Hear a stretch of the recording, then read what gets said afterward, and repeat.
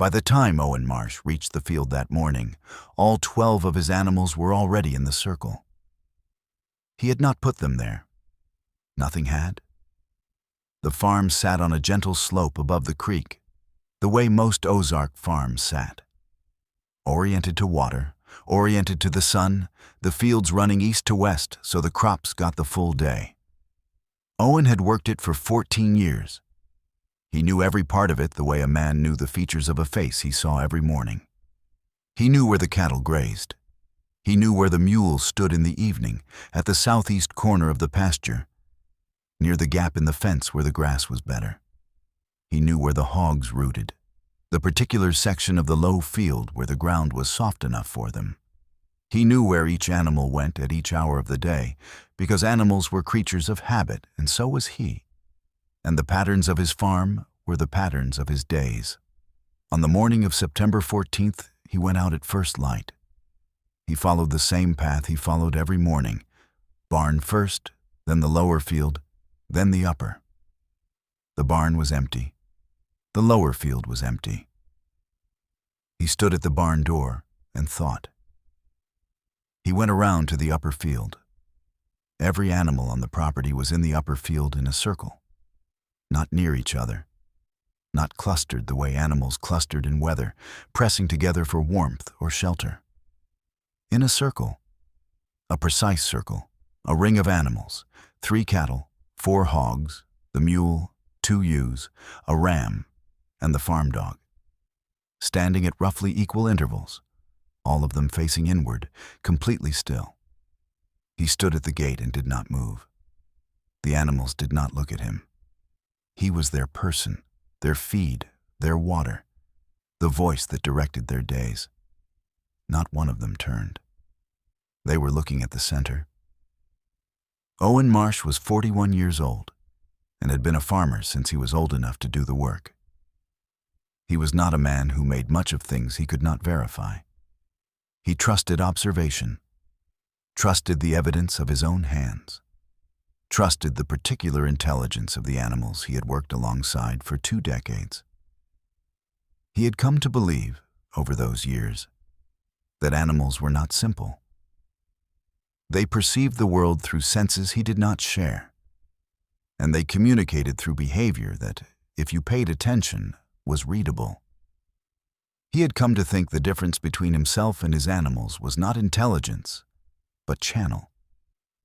They received information he could not access, and acted on it without the overlay of explanation he could not stop himself from producing.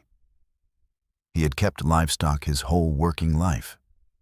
He had seen animals behave strangely, had seen cattle refuse a pasture after a lightning strike, had seen hogs go still in the hours before a storm, had seen his dog track something through the brush for an hour and come back trembling. Animals communicated through behavior, and he had learned to read that behavior the way he read weather, not as superstition, not as fear, but as information. What he was looking at was not a category of information he had seen before. The circle was too precise. He could see that from the gate. Each animal was spaced from its neighbors at roughly the same distance. Not the random spacing of animals that happened to be near each other, but the specific, symmetrical spacing of something arranged. The circle was perhaps 30 feet in diameter. The center of it was empty. He stood at the gate for a full minute before he went in. He was trying to take it in accurately, to see it before his mind tried to explain it. The circle was real. The precision of it was real. The way each animal was spaced from its neighbors was not the casual proximity of animals that had drifted together. It had the quality of arrangement. Not the work of a person. A person could not have arranged 12 animals in a circle and kept them there. The work of something else, or of the animals themselves, each one taking a position that completed the ring. He went into the field. The gate had a sound it made when it opened, a particular creak that every animal on the property associated with him, with feed, with the beginning of the daily routine. The cattle would turn when they heard it. The mule would lift its head. The dog, under any ordinary circumstances, would have been at his feet before he was through it. The gate made its sound. None of them moved. He stood inside the gate for a moment and let this register. 14 years of that sound-producing acknowledgement. He had not known, until this moment, that he had been relying on that acknowledgement, that it had been part of how he understood himself in relation to the farm, part of the daily confirmation that everything was in its right place. None of them moved. They were attending to something else. He walked the perimeter of the circle at a distance of 10 feet, looking at each animal in turn. Their posture was not the posture of fear. He had seen frightened animals, the compressed, shaking, ready-to-run quality of a spooked horse, the stiff-legged alarm posture of cattle that had smelled predator. This was not that. The animals were relaxed in their bodies, weight distributed evenly, ears at neutral, no visible tension in the muscle. They simply were not responding to him. They were attending to the center. He stopped at the southeast part of the circle and looked at the center of it. The ground there was darker than the surrounding grass. Not dramatically, not scorched, not flooded, not marked by any obvious disturbance. Slightly darker. The grass in the center of the circle was pressed flat, as if a weight had rested on it, or as if the ground had absorbed something and the grass above it had changed in response. He stood at the edge of the circle and looked at the center. The altered ground was perhaps 8 feet in diameter. The grass there was not dead. It was still green at the base, still rooted. But it was flat in a way that grass was not flat when it was simply walked on. Not bent or broken. Flattened evenly, as if the pressure had come from everywhere at once. And the darkness of the soil beneath it, visible in the places where the flattened grass parted, was not the darkness of wet ground or disturbed ground. It was deeper than that. He had been a farmer for 14 years. He knew what soil looked like in every state he had encountered it. This was not a state he had encountered. He did not step into it. He tried to move them. He went to the nearest cow first, a large red animal he had had for 6 years, reliable and easily handled. He put his hand on her shoulder and pushed sideways, the way he moved cattle when he needed them to shift. She did not move. Not from stubbornness. The resistance was not the planted, deliberate resistance of an animal that had decided not to cooperate. She moved against his push slightly, as if her attention was committed in the other direction and she was simply not fully available to be moved. He pushed harder. She leaned inward. Not much, a few inches. Just enough to maintain her facing. He went around the circle. The hogs were the same. The mule, when he took it by the halter, permitted him to take the halter, permitted him to hold it, to pull it, and yet did not move. As if the pulling were happening at a slight remove from whatever was holding it in place. The dog was what troubled him most. He had had this dog for 3 years. It slept at the foot of his bed, came when he called, had never once failed to acknowledge his presence. He crouched beside it and put his hand on its head. The dog did not look at him. It was looking at the center. Its tail was not moving. Its breathing was slow and deep, the measured breathing of an animal that was very focused. He had seen this breathing in the dog when it was on a scent, the specific quality of attention that made everything else secondary. It was attending to the center of the circle the same way it attended to a scent, with the whole of itself.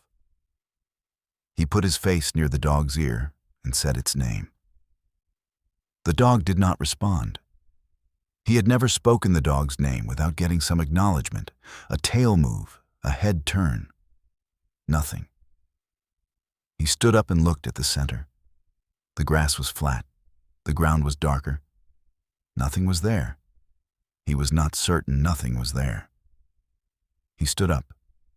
He looked at the center of the circle. The grass was flat. The ground was darker. Nothing was there. He was not certain nothing was there. His nearest neighbor, a man named Croft, came over mid-morning after Owen sent his boy down the road. Croft brought his own dog, a larger animal, more experienced, that he used for hunting. The dog was steady. Owen had seen it in difficult situations. It stopped at the edge of the circle and would not enter, not at the outer edge of the animals themselves. At a point about 3 feet from the nearest animal, a point in the open grass between Croft and the circle, a point that was not marked by anything Owen could see. The dog stopped there as if it had reached a wall. It sat down and looked at the center. Croft stood beside his dog and looked at the point where it had stopped. He walked forward, past the point where the dog had stopped. He walked between 2 of the cattle and stood in the space between the animals and the center, that ring of ground between the outer standing animals and whatever was at the middle. Not growling. Hackles slightly up but not fully raised, looking at the same center that all the other animals were looking at. Croft called the dog forward. The dog looked at him and then looked back at the center. It stayed where it was. Croft walked into the circle himself. He moved between 2 of the cattle and stood in the space between the animals and the center, that ring of ground between the outer standing animals and whatever was at the middle. He stood there for a moment. Then he walked back out. "What are you feeling there?" Owen said. Croft was quiet for a moment. "Nothing," he said. "And also, not nothing." Owen looked at him. "I can't say it better than that," Croft said. "There is nothing there, and it does not feel like nothing." Owen looked at the center. "How long did you stand in it?" he said. "Maybe 30 seconds. Did you want to come out?" Croft thought about that. "Yes," he said. "I did, but not from fear. More like..." He paused. "Like being in a conversation that isn't yours. Like you've walked into the middle of something that was happening before you arrived and is going to continue after you leave." Owen thought about that. "Did it stop when you came out?" he said. "I think so," Croft said. "I'm not sure." If stories like this find you on the road home, subscribe and ride along. 2 more neighbors came by after noon. Neither of their dogs would enter the circle. One of the dogs stopped at the same invisible boundary Croft's dog had stopped at, and the other stopped further back, at the fence line, and would not enter the field at all. All 4 men stood at the perimeter and talked, because men in that situation talked, working through the theories that offered themselves and finding each of them insufficient. "Lightning," one of them said. "A lightning strike in the night could mark ground, and animals sometimes felt it afterward."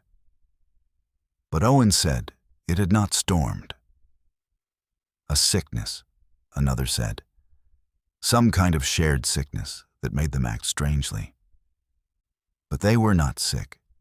Their eyes were clear, their breathing was normal. They had not shown any sign of distress. The presence of a predator. A smell in the field that had called up some old herd instinct, some protective circling behavior from before these animals were domestic. This was the most plausible explanation, and they gave it the most time. But it didn't account for the precision of the circle, or the way the animals faced inward rather than outward, or the fact that they had not been protecting each other from something outside, but attending to something inside. All 4 men stood at the perimeter and looked at the center and said various things, all of which amounted to the same acknowledgement. The animals had formed this circle and would not leave it, and no explanation offered itself. The circle, by mid-afternoon, had become slightly smaller. Owen had been watching it, but had not caught the moment of change. He had gone to the barn for an hour to deal with a broken water trough, and when he came back to the field, he had the immediate impression of something contracted. compared the position of the nearest cattle against the fence post he had been using as a reference. The cattle were 4 feet closer to the center than they had been. He had not seen them walk. He had not heard any sound of movement. They were simply closer. All of them, maintaining the circle, maintaining the spacing between themselves. But the entire ring had drawn inward. The focus on the center had intensified. He could feel this. Could not explain what he was feeling or how he was feeling it. But there was a quality to the air in the field that had not been there in the morning. Something concentrated. The animals were not walking inward, but they were closer to the center than they had been. He tried everything he could think of before dark. He moved the cattle by brute force, 2 men and ropes, dragging them backward step by step. The cattle went with the ropes, were not fighting, were not actively resisting. And when the men released them, they walked back to the circle and took up their positions. Not their previous positions, slightly inward of their previous positions. One of the men tried to drive the hogs with a stick. The hogs moved in the direction of pressure and stopped when the pressure stopped, facing inward again. The mule, finally freed from the circle by Owen, holding the halter and walking firmly back toward the barn, went with him. He talked to it, the low, steady voice he used with the mule when he needed its full cooperation. And it followed him across the field and through the gate and into the paddock beside the barn. He latched the paddock gate. He went back to the house for water. When he came back to the paddock 20 minutes later, the gate was open and the mule was in the circle. He stood at the paddock and looked at the gate. The latch was a simple wood bar. The mule had used its nose to lift it before when it wanted out. He had seen this. The mule was in the circle, in its position, facing inward. He latched the gate again. He did not go back to check. The circle was smaller. He measured it again. 4 feet closer to the center than the morning. He had not seen them move. The focus had intensified. There was a quality to the air in the field that had not been there in the morning, something concentrated, something building. The center of it was more visibly altered by late afternoon. The grass was flatter. The ground seemed denser, as if something heavy had been pressing on it from above or from below. And then he noticed the center was warmer, not dramatically. Just the altered ground was not as cold as the surrounding field. He had crouched to look at the grass and put his palm flat and felt it. Warmer. In an October field, at 4 in the afternoon, the center of a circle of standing animals was slightly warmer than the ground outside of it. He stood up. He did not step into it. Owen stood at the edge of the circle and looked at it. One of the neighbors said, "You should call a preacher." Owen said, "I'll wait until morning." Owen's wife came to the field at supper time. She was a practical woman, more practical than Owen in most ways, the kind of person who assessed a situation quickly and moved to the response it required. He had expected her to have a theory. She stood at the edge of the field and looked at the circle for a long time and did not offer one. "Have you eaten?" she said. "No," he said. "Come in and eat." "I want to stay with them." She looked at the circle, at the animals in it, standing still and inward-facing in the evening light. "They're not in distress," she said. "Whatever this is, they're not suffering." He looked at the animals. She was right. There was no distress in their posture, no fear, no suffering. Whatever was holding their attention was not hurting them. "Come in and eat," she said. "You can watch from the porch." He came in and ate. He watched from the porch. Nobody went into the field that night. The evening came in the way fall evenings came in the Ozark hill country, the light going sideways and then going, the temperature dropping hard, the specific quiet of an autumn night settling over the hollow. Owen sat on the porch and watched the field. The animals did not move. He could see them in the last of the evening light, the shapes of the cattle and the mule, the lower shapes of the hogs and the sheep, all oriented inward. They were not eating. They had not grazed or drunk or done any of the ordinary things animals did through a day. They had been standing in that circle, facing inward, since before first light. When the dark came, and he could no longer see them, he could hear them. Not sounds of alarm, no bellowing, no squealing. Occasionally, one of the cattle would shift, the particular creak of an animal redistributing its weight. Otherwise, the sounds of his animals breathing and standing still in the dark. The insects were not making noise. He noticed this when the dark was full. The fall insects that should have been making noise, the crickets, the katydids, the particular hum of whatever lived in the grass in September, were silent. This was not a silence he recognized. He had lived on this farm for 14 years, and he knew the sound of September nights. The insects were part of the texture of the dark, as reliable as the creek, as constant as breathing. They were not making noise. The field was silent. The hollow around the field was silent. The ordinary nighttime voice of the hollow had simply stopped, the way it sometimes stopped in the moment before a large storm. That held breath quality, the pressure drop, the world waiting for something. There was no storm. The sky was clear and cold, and the stars were out. The world was simply silent. He sat on the porch and listened to the silence. It had the quality of a silence that was itself, rather than the absence of something else. He sat on the porch until midnight. At some point around 11, the temperature dropped sharply. He pulled his coat tighter and stayed. He was thinking about the circle. Cattle, hogs, a mule, ewes, a ram, a dog, animals that did not ordinarily agree on much. In a precise circle, all of them, together. What single thing had produced the same response in 12 different nervous systems at the same time? He went inside. His wife was awake at the front window. "They're still standing," he said. "I know. I can hear them." He listened. The occasional creak of weight shifting, the low sound of cattle breathing. "The insects stopped," he said. She looked at him. "That's not the animals," she said. She was quiet. "Whatever it is," she said, "it's not just in the circle." He had thought that. The silence had spread past the field, across the hollow. The circle was the center of something, not the edge of it. He did not sleep. In the morning, the circle was intact and tighter. He went out at first light and saw it immediately. Saw that the animals were closer together. The ring compressed, the space between each animal noticeably smaller than it had been. The center was more clearly altered.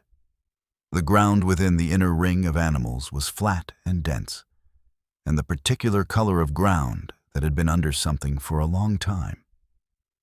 He stood at the edge and looked. The dog was still in the circle. The dog had been in the circle since the previous morning and had not eaten or drunk in more than 24 hours. He tried again to move it. He crouched beside the dog and said its name and put his hand on its face the way he touched it in the evenings, turning its head toward him. And the dog, briefly, for 1 second, looked at him. He had not expected it. He felt the impact of it, the specific relief of recognition after nearly 2 full days of being invisible to his own animals. The dog saw him. It looked at him with the expression it always had when it looked at him. The attention and the trust and the years of connection between a working dog and the person it worked for. Then it looked back at the center.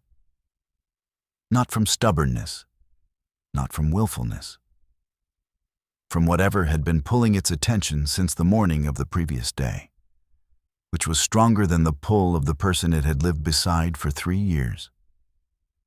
He stood up. He looked at the center. He thought about stepping into it.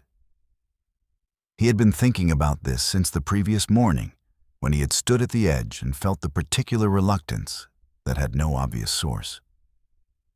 He had watched 2 other men walk between the animals and stand in the ring, and neither of them had been harmed. Croft had stood there and come back out and said, "Nothing," and also not nothing.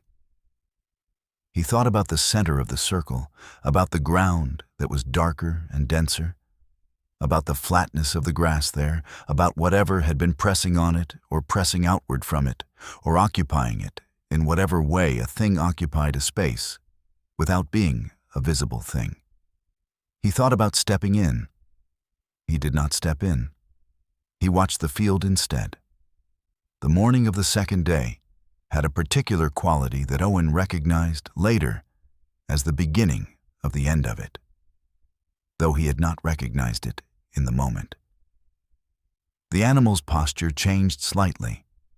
Not dramatically, they were still in the circle, still facing inward. But there was a quality of lessening focus, as if whatever had been holding their attention with such completeness was beginning to recede. He watched this from the fence. He could not have explained what he was observing. It was not visible in any specific behavior change, not measurable, not something he could point to. It was more like the difference between a room where someone was intensely present and a room where that person was about to leave. A quality of impending absence. Shortly after noon on the second day, the animals began to move. He was not watching at the exact moment it began. He was at the fence on the far side of the field, and he turned and saw that the circle was breaking. Not dramatically, not with the sudden motion of animals startled into flight. The cattle were simply walking in a normal walking gait away from the circle. The mule was walking toward the southeast corner where it usually stood. The hogs were moving toward the low field. The sheep were grazing. They were just moving, dispersing, going about the business of being animals on a farm. He stood at the fence and watched them. He had not expected the ordinariness of it. They dispersed the way animals dispersed when their attention moved on, not in a rush, not with relief, not with any behavior that suggested they had been held against their will. They simply stopped attending to the center and went back to the business of being animals. The cattle grazed.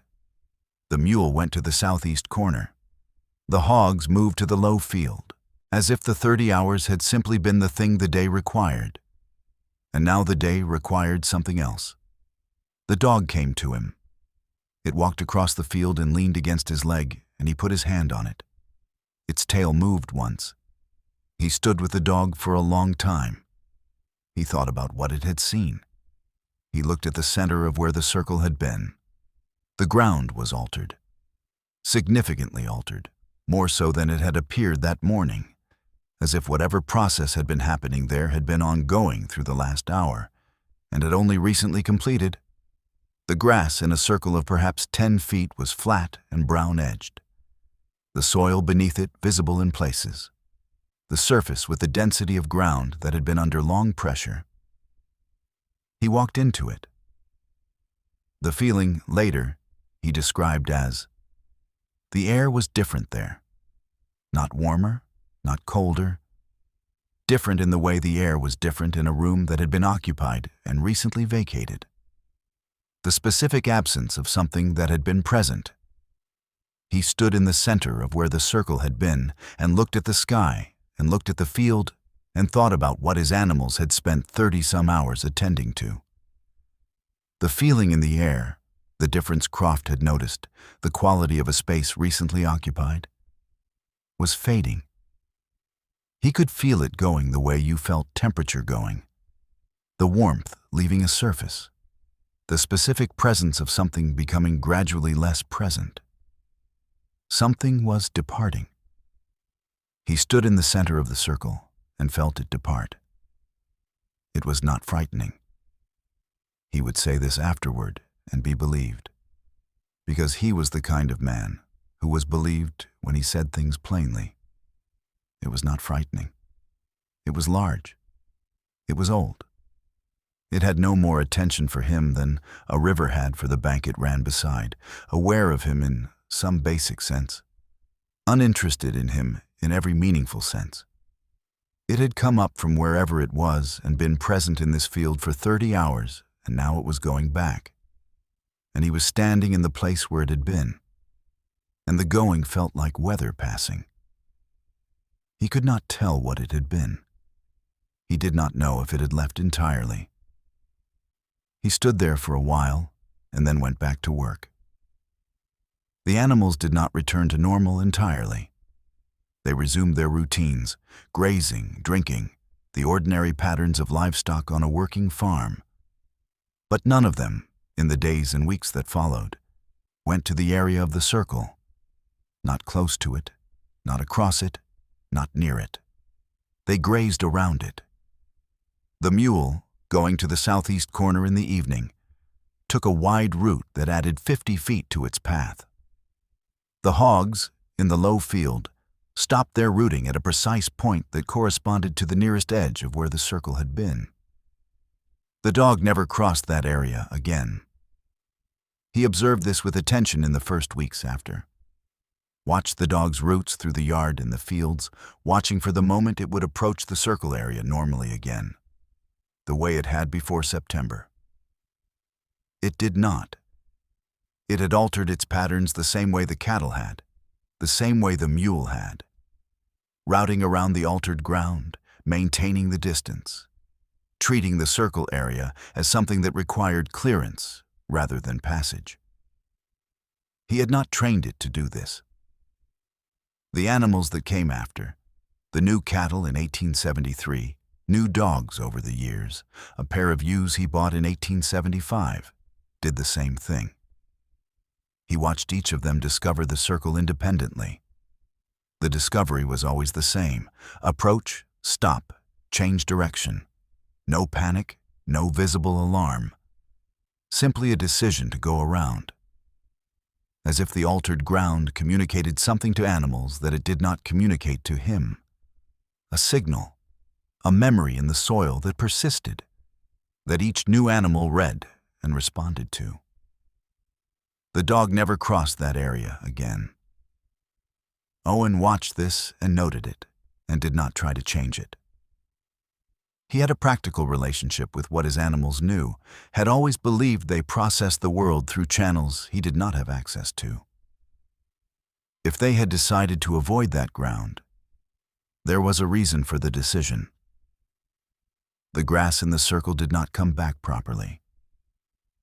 He watched it through the fall of 1872, through the first frost and the first snow.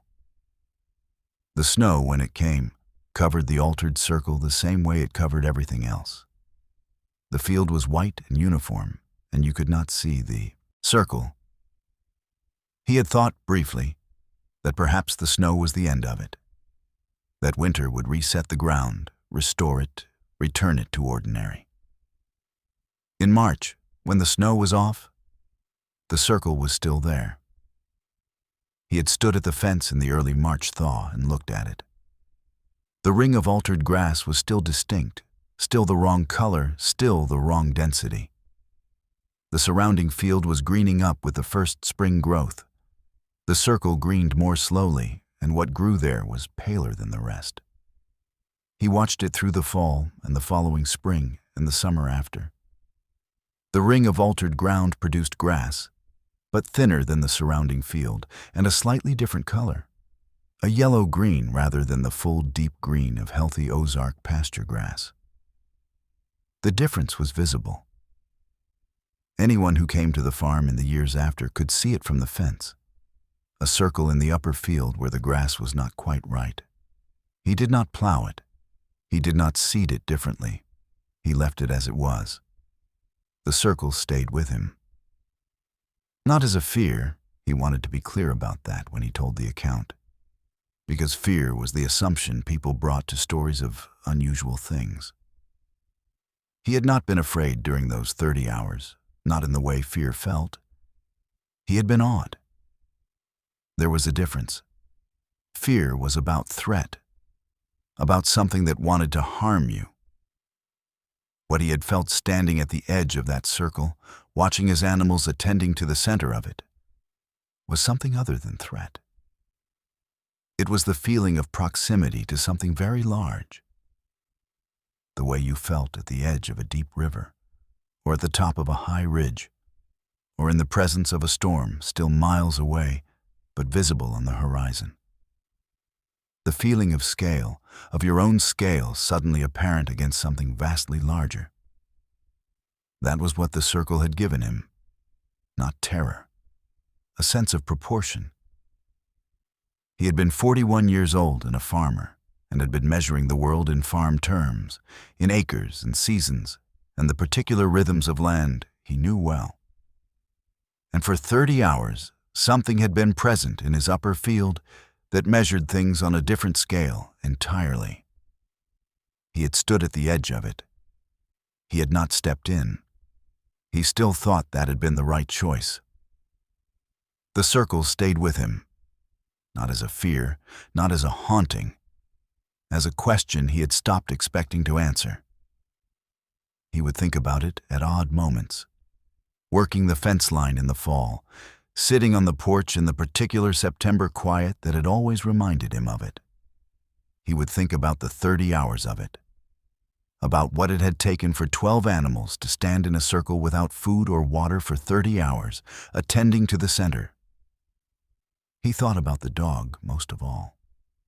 The dog that had lived with him for 3 years, that knew his voice and his step and the particular sound of the back door opening that meant feeding time. That dog had stood for 30 hours in a circle and looked at the center and had not come when he called. The dog had known what was in the center, or had known what kind of thing was in the center, even if it had no name for it. He thought about that, about the distance between what the animals knew and what he knew, about how much of the world was in that gap. He had no answers.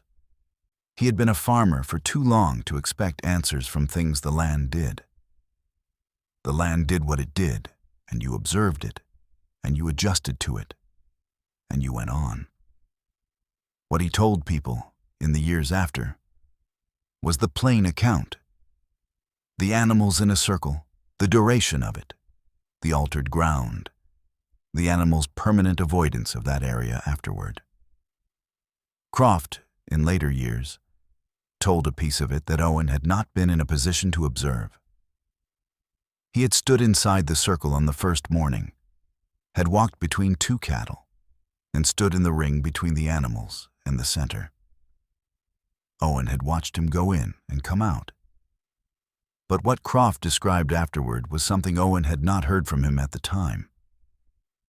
He said the center had a sound, not a loud sound, almost below hearing. The kind of sound that registered as a feeling rather than a noise. A low, steady pulse, like the distant sound of something very large and very deep. He had stood in the ring for 30 seconds, and he had felt it in his chest the way you felt deep thunder, through the bone rather than through the ear. He had not mentioned it at the time because he was not certain he had felt it. He was not certain it was not his own heartbeat misread in an unusual situation. He mentioned it to Owen years later, after Owen's account had settled into the permanent record of the valley. Owen had thought about that. He thought about the ground that had been darker and denser, about the sense of something departing when the circle broke, about something very large and very deep, making a sound that registered in the chest. He told it without interpretation because he had no interpretation to offer. He had been a farmer for 20-some years, and he had seen most of what land and animals produced. and he had no framework for what had happened in his upper field on September 14th and 15th of 1872. He told his son years later, when the boy was old enough to ask, "What do you think it was?" He said, "I don't know what it was. I know my animals stood in a circle for 30 hours and watched the center of it. I know the ground was different afterward. I know the dog never went near it again. That's what I know." He said, "I think something was there. I think the animals knew what it was, or recognized it in some way I can't access." And he said, "I think they were doing what they thought was the right thing to do." The boy asked, "What does that mean?" Owen looked at the upper field, at the circle in the grass that was still visible 15 years later, as a difference in color and growth. He said, "I think there are things in the ground here that have been here a long time, and I think on that morning one of them came close enough to the surface that my animals could feel it. And I think standing in a circle around it was the correct response." He looked at the circle. He paused. He said, "I've thought a lot about why a circle. Why not just move away or bunch together or flee? They were capable of all of those. Any of those would have been a natural response to something alarming or threatening." He said, "But it wasn't threatening. Or it wasn't only threatening. It was something that deserved acknowledgement.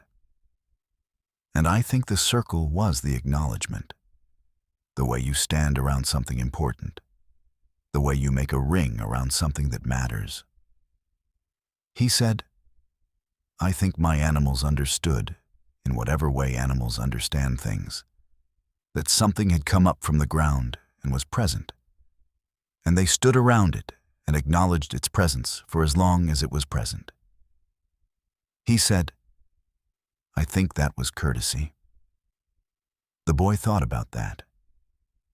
"What would the correct response have been for you?" he said. Owen was quiet for a long time. Then he said, "I think not stepping into the circle was probably correct." He looked at the upper field. The grass ring was still there, would be there for as long as he could see. He had spent 18 more years with the circle visible from the porch, from the fence, from the kitchen window. 18 more Septembers, 18 more falls, the grass always showing the ring, the animals always routing around it. He had come to feel in those years that the circle was not a wound in the land, but a feature of it. Like the creek, like the ridge, like the particular shape of the hollow.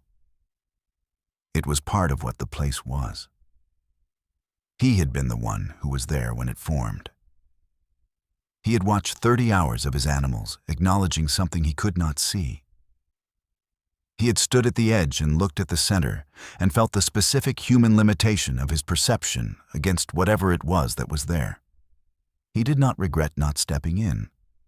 He thought sometimes that the circle had been a privilege, that most people farmed their land their whole lives and never had a moment when the land showed them what it was in any terms more direct than the yield of a season. He had stood at the edge of something his animals could perceive, and he could not. And he had understood, in that standing, how much of the world was beyond what he could reach. That was not nothing. That was, in its way, everything. He had been a farmer long enough to know that land was not passive. It had memory in the sense that what happened in it left traces. A field where a barn had stood for 50 years grew differently after the barn was gone. A place where a tree had fallen and rotted left richness in the ground for a generation. The land processed its history and carried it forward. He had not thought before September 1872 that this principle extended to the kind of presence his animals had gathered to acknowledge. Now he thought it could. The grass circle was the same kind of record as the soil memory of an old barn. The land knowing the shape of what had been there, carrying it forward, presenting it to every animal that walked across it as information to be read. The animals read it correctly. He was glad they had. Some marks the land kept. In the fall of 1873, the year after, Owen bought 2 new cattle to replace one he had lost in the summer. He turned them out into the upper field the first morning. He watched from the fence. They grazed normally through the field, covered the full extent of it, working toward the circle of different colored grass. Got within about 15 feet. Stopped. Both of them, at the same point, the same 15 feet. They did not panic. They did not bolt. They simply turned and grazed in another direction. He watched this for a while. He went inside and told his wife. She looked at him. He said, "They've never been on this farm before. They've never seen the circle. They don't know what happened." She said, "And they still stopped," he said. "And they still stopped." She looked at the upper field through the kitchen window. He watched her not say anything for a while, the particular silence of someone who is taking something in. "They've never been on this farm," he said. "Nobody told them anything." She looked at the field. "The ground remembers," she said, "even if the animals don't." He thought about that for a long time. Owen Marsh farmed that property for 18 more years. The circle in the grass was visible for all of them. In the days after the circle broke, word moved through the valley the way word moved in the Ozarks. Farm to farm, fence to fence, with the careful accuracy of people who knew that unusual things deserved accurate telling. Owen told it the same way every time. Plain, in order, without interpretation. Several people came to the farm to look at the circle. He told the account and pointed to the ring of different colored grass and let people draw their own conclusions. Most of them stood at the fence for a while. Most of them did not offer a theory. His son took over the farm in 1891 and kept the upper field in pasture rather than breaking it for corn, though the soil there was good. He said, when neighbors asked why he didn't plow it, "My father never did." The boy, Owen's son, now managing the farm, had asked his own son about it once, standing at the fence looking at the ring. The grandchild was 8 years old and had grown up looking at the circle without being told what it was, the way children grew up looking at the features of a familiar landscape without needing to know their histories. The grandchild said, "Why is the grass different there?" The son thought about how to answer. He said, "Because something was there." The grandchild looked at the circle. "What something?" the grandchild said. The son looked at the ring of yellow-green grass in the otherwise healthy Ozark pasture. "I don't know," he said. "My grandfather didn't know either." The grandchild thought about this. "Can we go look?" the grandchild said. The son looked at the circle, at the grass that was wrong, at the area that the cattle moved around without being taught to. "You can look from here," he said. That was the whole reason. The animals that came after, new cattle, different dogs, animals that had never been on the property in 1872, treated that area the same way, without being taught to, without knowing why. And whatever was in the ground of the upper field on September 14th, 1872, it did not announce itself again. But the circle in the grass remained, not a mark of catastrophe, not a scar, a mark of presence. Something had been there. The land remembered, as long as the grass grew.